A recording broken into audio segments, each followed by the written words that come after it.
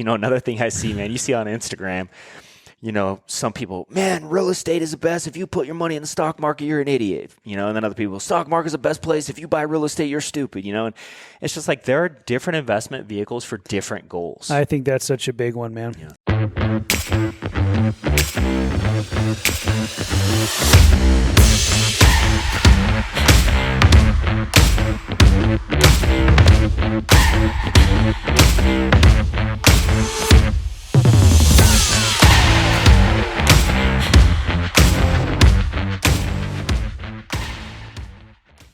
Hey, everybody. Welcome back to the Solid Podcast. I'm here with my co-host, Brandon Neal. This is episode 34. Man, it's crazy how fast they're going. But very excited about today's episode. We're going to talk to you guys about an upcoming Solid workshop that we're going to do, a live in-person workshop, as well as what we're calling the Solid Experience. And so we're going to get together and sharpen our swords together by doing a workshop and an experience together where we get to spend some one-on-one time together and learn some valuable life lessons. We're going to cover some of the things today that we're going to go over in that workshop. If you can give us some feedback, we would love some of that. Make sure as you listen to this, if you'll please like, comment, subscribe, review the podcast if you would, share it with everybody you can. We want to make a big impact in 2023 and change a lot of lives. Thank you guys so much for tuning in and look forward to it. Stay solid. I had one of our listeners that listens to the podcast send me a message yesterday and ask if we were going to do something live, and I said, yeah. And he was so excited when I told him we were going to do a workshop and in person, and I was asking him, hey, what are some things you want us to cover? And it was just it really is cool hearing that people want to come plug into a live event and spend a lot of time learning some of the things that we've spent the last 15, 20 years of our lives trying to master. Yeah, absolutely. Yeah, and this will be kind of fun today, I think, because people are going to kind of get into, we'll kind of do a little planning. We've already been planning, but we'll kind of plan a little bit here together today and talk about some of this stuff, because I would like to get people's feedback on what we've already put together and what you would like more of, less of, or whatever. Yep. For example, we have our shooting schools. We do, just since we're talking about hunting, we do those. Yeah. How many of you out there would like to come to maybe a event, a workshop one day, and then the next day we go do a shooting school, take you out and have an entire day of learning how to use a rifle and how to shoot, and just the camaraderie you build there and the life lessons you build there. Is that something you'd be interested in? Yeah. Let us know, right? For sure. Yeah, I think kind of our idea right now is to do a workshop one day, like a live workshop that teaches a lot of these fundamental principles that somebody can learn, and then you have an experience the next day that builds that camaraderie and one-on-one time, just a limited amount of guys. Yeah. Or ladies. I think it would be wise for men to bring their wives. I do too. And even maybe their kids, if that's something they want to do, and put them in an environment like that. I think it'd be great. All these solid fundamentals that we've been teaching. Yep. I think are going to be very powerful in a live workshop, because people can actually feel it versus just hear it. And there's something special about being in an environment together with like-minded people. Yes. I'd like to know too, because we're talking about, okay, what do we charge for something like this? Because we don't want to charge people so much that they don't want to come or think they can't afford. I would say you can't afford not to come. Yeah. But like an example, like a shooting school is $1,500, Yep. And so if we do a course or something like this, we'd have to charge for the shooting school, and then we'd have to charge maybe let's say $4.99 on top of that for materials and workbooks and things like that. Give us feedback. Is that in your budget? Is that something that you would see value in? Because we want to provide great value. Yep. And that's the most important thing. I think we can help make the world a better place with all of you coming in. A lot of you that are going to come, we already know you, and we can develop a team and a brotherhood, sisterhood for the wives to go out and make the world a better place. Exactly. Yeah, just be incredible examples in our community, right? Yeah, I think.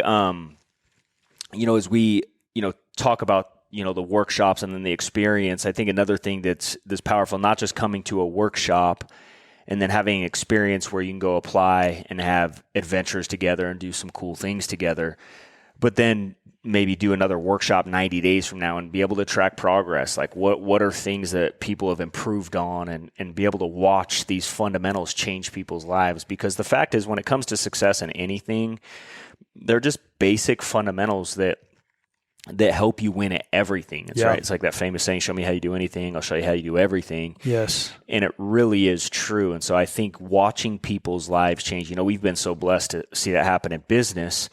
And I think that the exciting thing about that is that everybody comes in with this common denominator, and that's we have this business in common, right? Mm-hmm. But the hard part about that are so many great people that weren't in business with us that would have benefited so much from what we were teaching. Yeah. And so what I'm really excited about Solid is getting this diverse group of people from all walks of life that do different things for a living. And the common denominator is wanting to live a solid life, versus just having, the same business, where there's going to be all kinds of businesses. We can watch people succeed at everything that they do and win because of these fundamentals. So I get comments all the time. And I know Art Williams just talk about it all the time too, where you run into somebody who is in our business and they go, I never got a license, never closed a sale, never recruited anybody, but you guys changed my life. Yes. And the principles you taught, I use every single day. And it's like, wow, that's pretty cool. Mm-hmm. So I think we should talk about some specifics here and just what are we going to cover in these workshops and give people a little taste of what they would get. So this I just want to thank you, man, because I'm out hunting elk and you're putting this stuff together. Yeah, man, you're welcome. But I mean, thank you, because I learned a lot of this stuff from you, honestly. And, I think this is the stuff that inspires me. It really does inspire me. I've just tried to apply it in my own life, and then seeing like the way I grew up and the environment I grew up in, and then seeing how much change somebody can have if they apply these things. And I just know that it doesn't matter where somebody comes from, what their life is like right now, that they can 100x their life in a short period of time. I'm talking 24, 36 months. I mean, we started from nothing, and 36 months later, our life was dramatically night different. And day different. And it was just from these fundamentals. And I think the thing about Solid School is, we had this tagline that I think we give Mallory credit for, that we have F's to give, right? Faith, family, fitness, finances. Yep. And they really encompass, I think, most goals or areas of people's lives that they want to grow. And so that's kind of, some of the outline that I just started thinking about is, if it comes to finances, what are things that we've learned about finances that have helped us win in all areas? One of the things you just talked about, hunting. In fact, Kelsey was talking to her dad last night, and he said his dream is to go to Alaska and go hunt. And her response was, well, awesome. Why don't you just create a budget, create a little fund, and start putting money in that every single month? And whether it's 12 months or 24 months from now, let's go do the hunt. Yes. And you'll get that reward of being disciplined, called achieving a dream. Yeah. And it's that little thing that she mentioned. I don't think she realizes at that point. I know she realizes that we talk about it, but even at that point, just saying that to her dad, I don't think she realized how powerful just that simple thing has been in our life.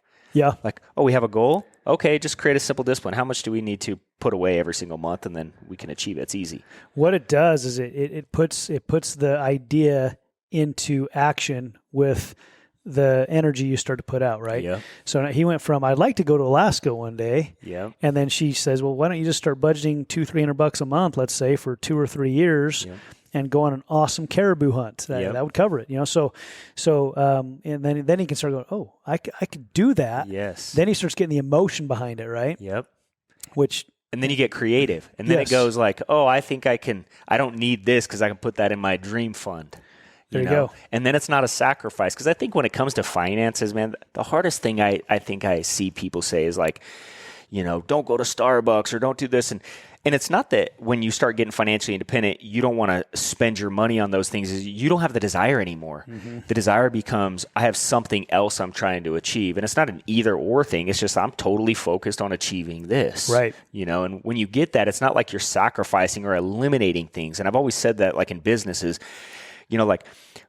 when you're working hard, we were talking about at the beginning, a lot of times we worked when most people would never work, and we weren't sacrificing. It wasn't like we were doing it in spite of something. We were doing it because we had this desire to achieve something. Yes. So we weren't making a sacrifice. We were taking an opportunity. Yeah. Big difference. Totally different, because one feels like, you have this like resentment along the way. And and these people, they might do okay, but they're never going to really break through. And I think that's one of the things I would really like to help people with at the Solid Workshop is just learning how to break through and live a life in the creative stage and not this always feeling like they have to sacrifice and not feeling like everything is this work. Yeah, it is.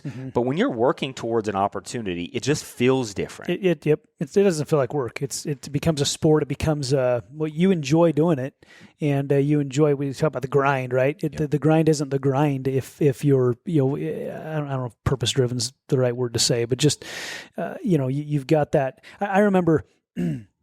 One of the goals in our financial business was to get that $100,000 Super Bowl ring, Yep. And I remember I was getting closer to it, and it became really real for me about 90 days out from when I actually got it. And I wasn't even close. I was like 60 grand. So I had like 40 grand to go in a few months. And I'd never made that kind of money before ever, right? And so I needed to make like 8 grand, then 20 grand for a couple months in a row to hit it. Well, I guess it was 8. It ended up being 8, 13, and 20, and it put me over. But the reason that happened is because I remember I picked up somebody I was training. Her name was Kim Clough, and we were on our way to an appointment. And for whatever reason, on the way there, I just thought of, I'm going to put that ring on my finger at the next big event. And it like whoa, like the energy. Yep. And then I don't know what it was, but the next few months, man, I went out. I personally produced a ton of business just to make sure, and then we just rallied the team behind it, and it happened. So we want to talk about.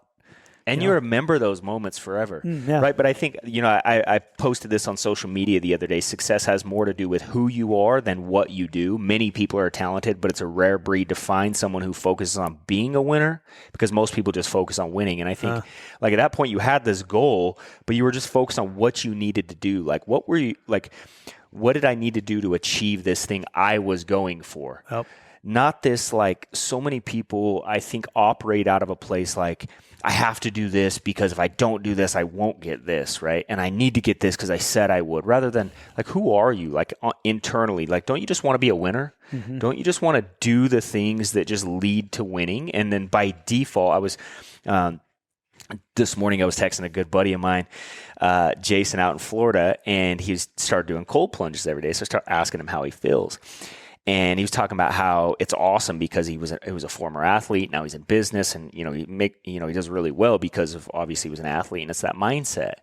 And it's just, I was telling Kelsey, we were riding together. I go, he's just a winner. It's just who he is. So when he confronts hard things, he enjoys it. And it's so different than talking to somebody who you talk to someone about getting a cold plunge or, embracing. I mean, it sucks. It's it never, you crave it. You start craving, you start craving the suck, right? It's like, man, it hurts. I don't look forward to it. In fact, it's the opposite. But every time I do it, I feel great. And it's like when you talk to a winner, that's how they respond. Like, man, it feels amazing. Yeah. But you talk to somebody who's not a winner, and maybe they make 100 or 200,000 a year or something like that, and they'll just tell you why they shouldn't do it or why they can't do it or why it's uncomfortable. And that's the difference. This guy could, he makes a lot more than that, but let's say he made 200,000 and the other person made 200,000. The difference between saying it's uncomfortable, but man, it feels incredible, and just being a winner versus someone saying, I don't know, but if I have to, I will. Yes. It has a dramatically different long-term result on your attitude about what you're doing, and that just comes from who you are. Right? Winners want to be challenged, and they want to they want to feel that they want to push against that resistance because they know that's what makes them stronger. And again, this hunt, negative 15 degrees in the morning, and when I got up in the morning, guess what I did?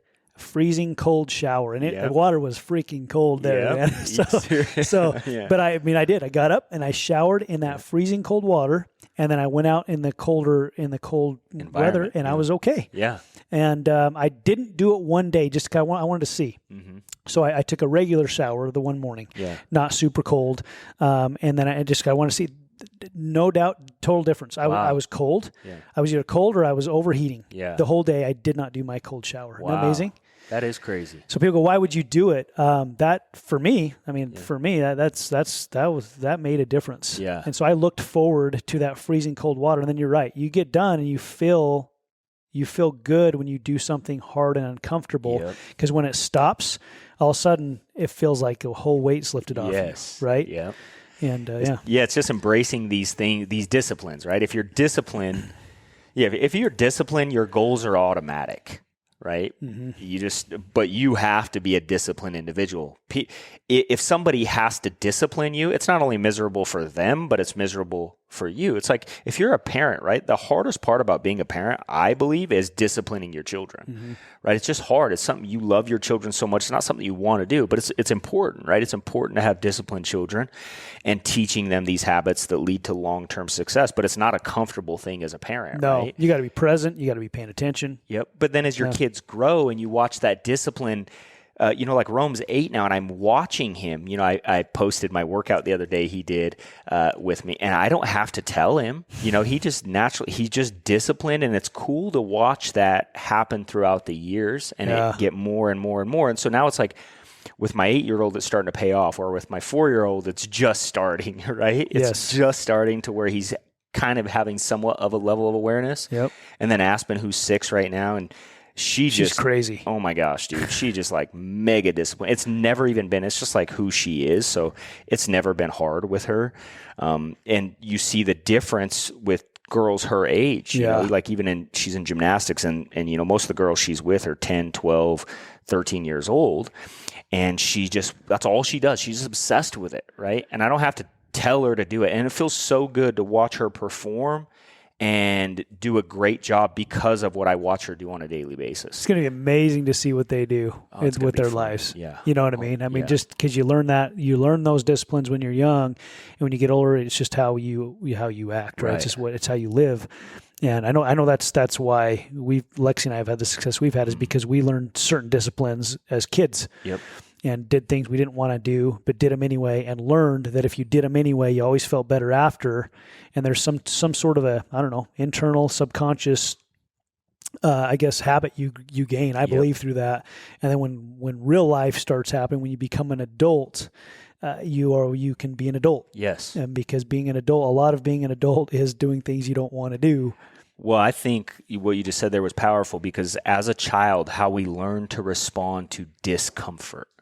Right? As a child, we learn to respond to it a certain way. You see so many parents today just coddling their children. It was another thing I posted the other day. I just totally disagree with modern day parenting. I see all these parents coddling their children, but it's a bunch of mentally ill people in our society today. You look at what's happening in society today, there's a lot of mentally ill millennials, and, we could argue about why it is, but we know that it's true. And then they're coddling these kids. And I'm like, what is it going to do to the next generation? But you know what? It excites me for my children. Yeah. Because I look at our kids and I don't have to try to tell them. I just try to be the best example I can be. And just when they see me in an uncomfortable situation, I want them to, even if they are not consciously aware of it, I want them to subconsciously know that, hey, my parents responded to discomfort in a positive way. Yep. And so then I think that's what happens, man. I know your parents, and Lexi's as well. I think, you build these attributes as a child by watching your parents and other people in your environment that your parents allow you to be around. No doubt. And I think that's another thing, as we talk about family is one of the things we're going to cover there is I was talking to someone the other day. I said, listen, my job as a father is to control the environment that my children are brought up in, not control my children. Because you can't control children, right? No. I think we all learn there ain't no control in our kids. But you can control the environment in which they are free to be raised in, right? So my job is just to create this environment that when they're in it, they learn to respond correctly, Really good. I think it'll be good, man. I love what you have here, creating a family mission statement. I like that. That's how many people have done. We don't really have a mission. We need to get a defined family mission statement. Yeah, I think that's something I need to do. One of the things that I'll tell you, I learned from a great friend of mine, Greg Gunn, and the man changed my life early on in my business. And that was one of the things I learned from him is creating this, generational mission statement for your family. Like our lives are so short, man, and so many people are living for this tomorrow or in the past, and not just today, but the way we live today is going to breed a certain legacy with our family, right? If you look at businesses, usually you have a first generation business that does really well. and they'll raise their children inside of that, so their children will do okay. But by the third generation, the average business in America goes out of business by the third generation. It just doesn't stick around. And they say, first generation, they had a vision. Second generation, they worked the vision. Third generation didn't even know the vision existed. But if we can learn to do the same thing with our families and create a mission statement, like what is the mission for our family? What are we trying to do with this one short life we get? Are we living it intentionally? And so, it's one of the things, man, that I think that I would love to cover with people when they come to a workshop is just creating that for their family. So their whole family is living intentionally on the same page.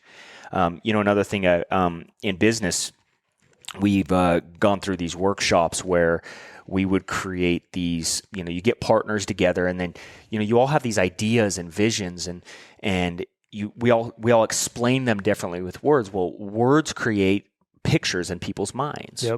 Right. And so we would do these workshops to where we would get these words that we would all say, and we would mold them and merge them together and create these statements that we would all start talking about our business together the same way. And then it would yield a phenomenal result where maybe you're all going different directions, like herding cats, but then you start speaking the same language.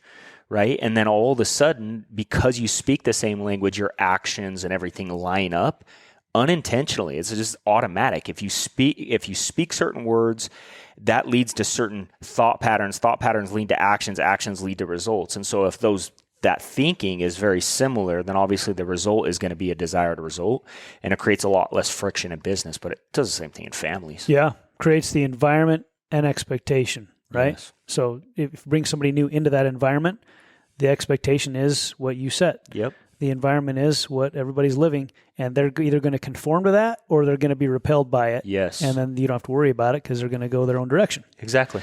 And I think that, so that's it was really like one of the things I learned from Whittle early on. He said, like someone would fire me up and I get on stage and I would just I would train on that thing that fired me up, like tell people don't do that, basically, and without trying to call out that specific person. But a bunch of people are doing it. So it's like you train on this thing. And remember I did that one time and I got off stage and he goes, Jeff, can I give you some advice? I go, sure. And he said, you need to learn to start feeding the sheep instead of shooting the goat. I'm like, what does that mean? He goes, sometimes you shoot at the goat, you miss, and you kill the sheep, That's good advice. And he goes, if you just learn to feed the sheep, the goat gets hungry and leaves. And I'm like, oh my gosh, man. I just realized that day, that's if great you can advice. Just if you can just feed the people that you're trying to feed, the people you're not trying to leave by default. So funny, man, because how many trainings and meetings would you do and that one person didn't show up, and then you would train everybody else for that one person that didn't show up. I know, because you were frustrated. That one person is controlling the entire narrative of your business by doing the thing you didn't want them to do. Yeah, right? Yeah. And so, I think it's a great tip for not only our families but business, and it's something that we're going to cover. Like, how do you do that, right? What are some things that people can do, whether it's in their business or their family, creating an environment that feeds the desired result? It's good. Something about Whittle, like this is funny. So he did this to me all the time.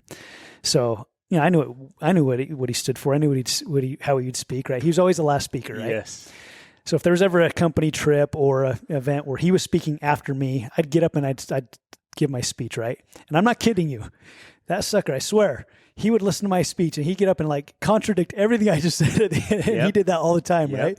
And I think that there's some wisdom there because there are always different ways to look at every situation, right? The dichotomy of leadership. Yeah. Man. There were 3 or 4 different times that happened to me and I'm like, did what I just say, was that all wrong? And it wasn't. It's just that he was giving another totally opposite point of view. Yep. Neither one was right or wrong necessarily, but right. And maybe he wasn't doing that, but I swear. No, I think I remember one time we were having this conversation. I don't know if he hears this. He'll remember this conversation because same thing happened. I actually went to speak for him. So I was in front of his group, and I just feel honored anytime that, someone like Whittle would ask me to come in and influence his people when they have him. Yeah, no kidding. And I remember I said something, and then he got up on stage and he starts screaming and yelling and all this kind of stuff. And he was fired up. At first I thought he was mad, but then I realized he was fired up and inspired, And then he sits back down. I said, hey, I just want to tell you something. Usually, I'll get up and same thing, right? And then you'll say something. And it was like contradict everything I said. And he goes, you know why I do that? He goes, I just want to see if you really believe what you said. That's cool. Do you really believe what you just said? And I think a lot of times we don't question our beliefs. You know, it was like the podcast we just released with Ryan and Caroline.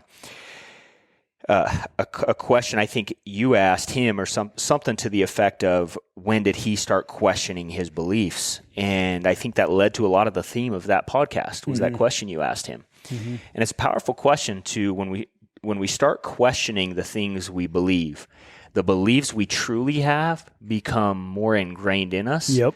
And then the beliefs that we just have been programmed to believe, but we don't really believe, we start questioning. And that's a positive thing. Like, it's okay to question your beliefs. Absolutely.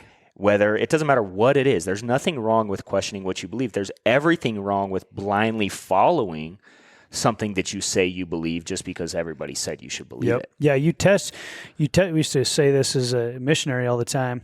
The where you gain your testimony is in the bearing of your testimony. Yeah. And then living of your testimony. And that's where you see if you really believe it, right? I don't know if I really believe this. Go put it to the test. Yeah. And you'll find out quickly, do you believe it or do you not? Exactly. Yeah, that's good, man. Yeah.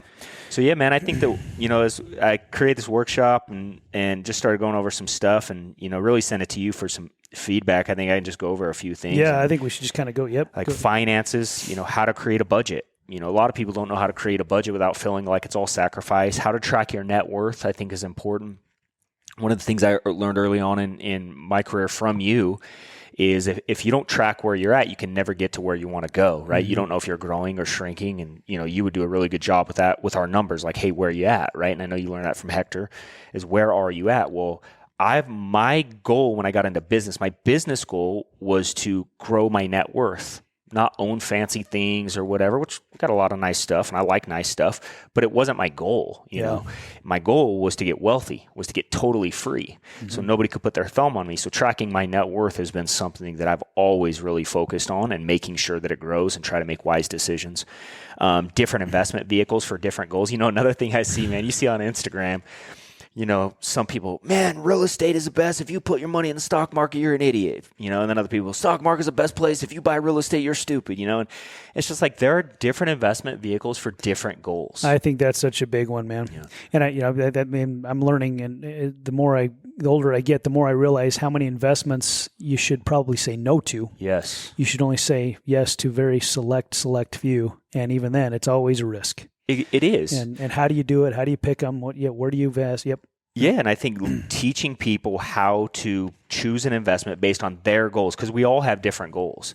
And the great thing about investments is there's so many different types of investments that there's going to be an investment for everybody to achieve their goals exactly. with, right? And you don't have to pick these stances of, you should do this, or you should invest in this, or you should invest in that. And you find these people that just sit on their hilltop and shoot at everybody else trying to go to another one. It just doesn't make sense to me. So I think teaching people that in learning about how to hit goals with different investment vehicles is important. Good. Minimizing taxes. Huge. A lot of people, even business owners, don't tax plan. They tax react. True. They do their taxes at the end of the year, and then they look, oh my gosh, I owe all these taxes. Well, if you would have planned prior, you could have maybe reduced your tax burden or saved for it or made some different decisions that would have impacted your taxes differently. But just people aren't taught how to tax plan, right? Or minimize taxes, or how to reduce financial stress so you can stay in the creative mode. We were talking about this yesterday. That's big, yeah. Right? I think being in the creative mode, whether it's in your business, your family, your fitness, whatever, you want to wake up every day wanting to go achieve, right? Yep.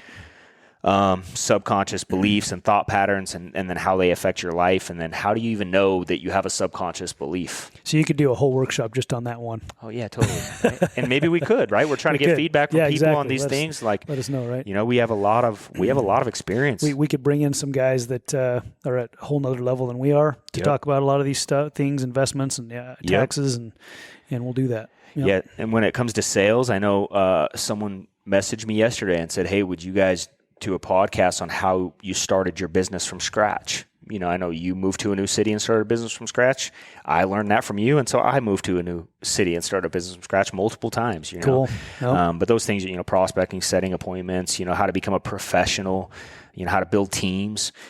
Every business, if you're going to build a business, builds teams. Creating the environment. Yep. create a winning environment, right? Yep. Yeah. And like and then leadership versus management. I was talking to Kelsey about this morning. You'll have a lot of people in corporate America, they have this manager mentality versus I think sometimes they don't realize how much more they would get out of people if they would learn to lead versus learning to manage. Mm-hmm. And it's harder to lead, but the results are so much bigger and they're rewarding personally. I think you feel better leading people than managing people. Yep. Right? It goes back to our kids. We don't love to manage our kids, but we love to lead our kids. Leadership is more natural. Management is more forced. Yes. Right? It's a great way to put it. It takes more heart power. Yeah. More upfront. Yeah. Emotional energy. Yeah. Right? It does. It takes more emotional Spotting energy. fake gurus. I like that one. Yeah. How do you spot a fake guru? It's like there's so many people on social media today that have done a great job of building a brand and a following. But then if you look at like, what did they actually build? They only did a good job of getting attention, which is important for business. It is. Yeah. But that's a skill. It is. Learn that skill from them. Exactly. Right? They're a guru at that for sure. Yes. That's good. But if you're trying to build a specific skill set in your business, maybe they're not the best person to teach you that skill set. Maybe there's another person. One of the things I've always done with goals is I haven't always taken all my advice from any one specific person. It was like if someone did well financially, I wanted to get advice from that person. If someone did well in their spiritual life, I wanted to get advice from them in their spiritual life. But just because they're great in their spiritual life doesn't mean I should take business advice from them. Right. Well, I think I watched, this is what people are going to get a lot from you on is I watched you create a brand. You created your brand. You created this, this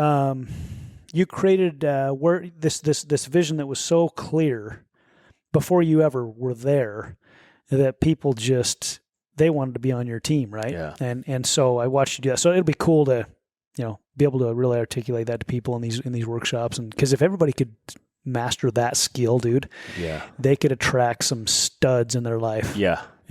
Well, again, dude, I think especially on that part I got from you watching you go for the $1 million run. Yeah.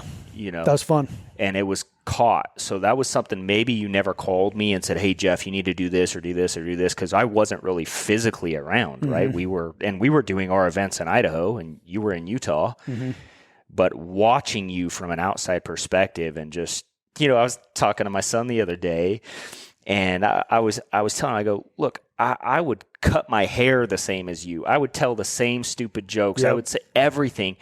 And people would make fun of me. You make fun of me all you want. Like, I respected what you had achieved. I noticed your mannerisms were like mine. When you would speak, I'd go, that looks like me. Like, I didn't realize it was me. Even the sound. Like, I listened to it. Yeah. And a lot of it was subconscious, right? But I just respected what you had done so much that I think naturally I just programmed that stuff into my mind and then just responded to it in such a good way. It shows the power of a mentor. One, it shows the power of some people, they're even doing it the opposite way, right? They're making bad decisions. They don't realize how it's negatively affecting people in their lives. Yep. And this came up with my son because my son is so good at modeling. Like, he'll see somebody that he'll see like some cool, 12 or 13-year-old kids, and he'll like pay attention to their outfit, their walk or their swagger, and I'll see it in him and I'll know the kids that he's modeling. And so I just bring it up to him like, hey, understand that's modeling and it's a positive trait, right? It's a very good thing about our children. They learn so fast through modeling, and if you're in a business that's teaching and training people, modeling is amongst the most important aspect of duplication, right? If you want to duplicate yourself, modeling, there's nothing more important than modeling, and kids are so good at it. Yeah. And so it's like, if you do it intentionally and you understand what you're modeling, I didn't. Thank God you were a great guy and you had good intentions and, you were doing the right things. You weren't just preaching it. You were actually doing those right things, right? And I was just modeling that behavior. And then lo and behold, like your first year, you just said this, you were at 60,000. A few months later, you were going over 100. Well, we were at 60,000. And 3 months later, we went over 100. Yep. So you went 13, 20, whatever it was, right? 8, 13, 20, yep. Yeah, and so in ours, we had never made more. And we went 8, I think it was 8, 21, 19. It was like, it's no coincidence, dude. It was just, you do a certain thing, you get a certain result. You used to watch like Kobe Bryant play and you go, that's Michael Jordan. Yeah. You know what I mean? I mean, he just looked just like Michael Jordan in a lot of ways. Modeling. Yeah. Right? Good. Fitness. I think fitness is a big thing. Keys to building long-lasting habits. How do you build these habits that your fitness is good by default versus have to? Because I think a lot of times you see people that just feel like, you've done a phenomenal job of this. I know. Like, I think you've probably worked out every day I've known you without fail. Like, do you ever take a rest day? I try not to. Yeah. Not very often. Every time I just know that Brandon's going to work out today. Yeah.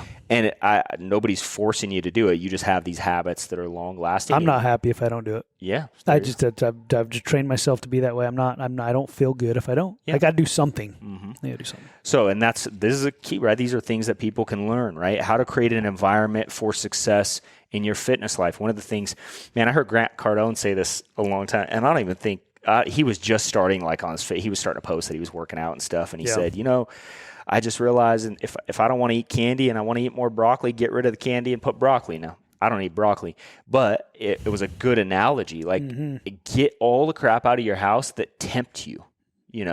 Like if you're an alcoholic, the worst place you should go is a bar. You know what I mean? Exactly. It's like, don't put yourself in temptation situations. And that's one of the things I've tried to do in all areas of my life is put myself in an environment where I'm not tempted. Yeah. Right? Because we're humans. We make mistakes. And so if you put yourself in an environment that the temptation is wanting to succeed more, trying to catch up to someone who's a little bit further, trying to sharpen their sword, they're trying to get strong, whatever it is, then you're going to have more success. But if the opposite is true too, right? Exactly. So how do you do that with success? I think it's an important thing. Good. Like we've been a lot of cold plunge and sauna. Some people don't realize how powerful those two tools can be, not in just your longevity, but your mental health. Yeah. Like, how cool it would be to bring some people in and actually do all these things. Yeah. Do a fitness day and we go through a whole day and do all these, experience all of it, see how you feel. Yep. So for those of you guys listening to this, let us know that's the plan right now is do a workshop one day and then a solid experience the next day. And we're going to limit the amount of people that can come to the experience. Yes. We're looking as soon as like March. We're talking like probably second week in March or something. I think we were looking at somewhere in there, right? Exactly. So, yeah. Okay. And then faith, right? I think an important thing for me has always been to try to lead with my faith. However, not be overbearing so that I could still attract people of different faiths. And I would pride ourselves in that. If you came to our office, it looked like the United Nations. And there was a lot of people that had different spiritual beliefs. But at the end of the day, we all felt like that we could coexist in this environment and thrive in our spiritual lives. Awesome. And that's a unique thing, especially in a world so divided today. And so I think whether you're trying to lead your family or you're trying to lead people in business, how do you lead with faith without feeling overbearing or people feel like they can't grow in their faith around you, right? I think it's special to be able to create that environment. Yeah, I agree. It's really good. Being an example that creates inspiration versus judgment, I think is a big thing, especially amongst Christians, in the world today. So many Christians get this messed up where they're people are feeling judged by them rather than inspired by them. I want to be an inspirational example. And that's one of my goals has always been, like if I'm speaking on stage or someone's listening to a podcast like this or something, that my example creates enough inspiration and curiosity to say, what is your secret? Like, what is the edge? Yep. And it opens up that conversation that I can have. But they came to me for the conversation. I didn't have to push it on them, right? Right. I think that's an important thing. Should you question your faith? We already talked about that. Yep. Family, tips on creating a thriving marriage. I think you and I have talked about this a lot throughout the years in different books. One of the things you taught me early on that I appreciate so much is I was always just reading business books. And you told me one time, you said, hey, Jeff, if you're reading a book a week, maybe on the fourth week, you should read a book on your marriage, how to have a better marriage. And so I've tried to do that and have read a lot of books and just try to get better. There's no, when you get married, I don't want to say there's no books on marriage. There's obviously a lot of books on marriage, but it's like, it feels like most of the time people just get married and they didn't prepare for it. There was no preparation. They were in love. They got married. Now they're, married 2, 3, 4 years, got a couple kids. They never really learned how to be married. Right. And, I remember asking you one time in Vegas, this was probably 10 years ago or more, when you lived down there. I'm like, so Jeff, because just the way I've always seen you treat Kelsey has just been a great example to me from what I've seen. And I just remember asking you, how did you learn how to treat your wife the way you treat your wife? Because I didn't do that early on. I wasn't meaning to. I just didn't think about it. I'm like, we're married. I love her. I think she knows I love her, but I wasn't doing enough to show her how much I loved her and appreciated her. I just thought, as long as I go win big, I'm providing a great life for her. That's good enough. Like that's genuinely how I felt. Yeah. You know, and I've learned think that's a modern day philosophy. Mm-hmm. And I think that is a misconception as men that we can help other strong men break, that you don't just providing a great life is not enough to show your wife you love her. Yep. No doubt. It's just not. Not even. No, not even. I mean, it's not even the most important. It is important. It's at the top. I mean, we're to be providers. However, yeah, it's not the most important. And another thing is, I tell my son every day, I pray for my children every day and their spouses every day. Mm-hmm. And unfortunately, a lot of my family members, haven't won at a level that I would like to see them win at, right? And so we went to go see somebody the other day, and we leave, and someone that was there, my son starts asking me questions about their spouse. And I just said, look, son, the most important decision you will ever make in your life is who you choose as your spouse. And he goes, why, Dad? And I go, because if you choose a wife who's on board and they're a team player, when you go out to work and you go out to provide, they're going to push you, and when you're down, they're going to be the ones that lift you up. And when you're doubting yourself, they're going to be the ones that believe in you. They're going to be that constant. Mm-hmm. They're going to be that constant you need, right? And as men, we need this constant, right? The North Star, if you will, for our family. And for me, that's my wife. She is that North Star where I bounce everything off her. I don't make a decision without her. And I know she's the guiding light to our family, right? I said, but if you choose a wife that isn't that, if you choose a wife that doesn't support you in your goals and dreams and the life that you want to live, then every time you go out, she's going to, why are you going? Don't leave. Stay here. Right? And then when you do it anyway, you're going to feel like you're doing something wrong. Mm-hmm. And if you feel like you're doing something wrong, you'll never going to. Exactly. Yeah. And so I'm trying to explain this to an 8-year-old. And I know he doesn't get it, but this conversation will come up multiple times. And yeah, man, I'm so grateful for my wife that she has always, we grew up in business together and around all these incredible examples. And, I learned from so many great people, dude, just how I watch them treat their spouses. Yep. Good and bad. Yeah. I mean, yesterday I was in an environment and I watched someone the way they treated their wife and I didn't like it. And, I said something. I was there and I said something and, because I believe that if you'll treat your wife a certain way, you'll treat me 100 times worse than that. Mm-hmm. At some point or another when it gets challenging, right? And so I think we should learn how to treat our spouses good and how to have a thriving marriage, one that grows. And it's not easy, by the way. No, it takes work. Absolutely. I mean, you're two individual people that have sometimes different wants and desires on different topics. You just do. You're human, right? So you got to learn how to adapt and sacrifice different things and come together. It's a work. You have to learn how to grow amongst discomfort. You do. It's just what happens. Yeah, how to create affirmations, creating a legacy plan, creating habits as a family that lead to long-term health and happiness. Most people don't realize that their children's fitness or their children's health long-term is, I don't know the exact numbers, but there are a lot of studies on it. I think 80% is around the number. 80% of a child's long-term health and happiness is a result of watching their parents on a daily basis. Dang. Like, think about that. So for me, it's like, this is one of the reasons why I have a home gym. It's not just because it's easier to work out at home or I don't want to go to a gym. We had a gym membership at Lifetime for a lot of years, and they have a great program. Man, we drop our kids off, and our kids would be learning Spanish or karate, or they have all these classes. They do rock climbing classes. But you know what my kids weren't seeing me do? Work out. They weren't seeing me pay the price. They weren't seeing me get uncomfortable. They weren't seeing me sweat, and they weren't seeing me do it every day. They weren't hearing me say, "Oh, I'm sore," and then watching me go out to the gym anyway. and then come back in and then making good decisions like, like it drives me nuts. We're in the holiday season right now, and everywhere you go, I walked into the bank the other day, and the lady walks out. I had my 2 sons with me. My daughter was with Kelsey, and she walks out with 2 handfuls of candy. And I go, "Thank you, ma'am, but we just don't eat candy." Yeah. And she goes, "Oh, that's amazing."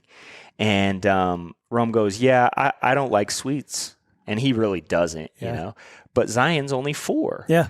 And so for him to see his older brother say that stuff impacts him. But everywhere we go, people want to give my kids candy or, sweets or just junk that's not good for their long-term health or happiness for that matter. Like what a lot of parents don't realize, you're letting your kids drink Capri Suns and it seems, or juice, and it seems better than all this other stuff. But really, their insulin level spikes. Oh, man. They can't control their response to it mentally. So they act out. Then you get frustrated because they're acting out. But it's all because of what you allowed them to eat in their environment, where if you would have just changed it out for something better, their response would have been better.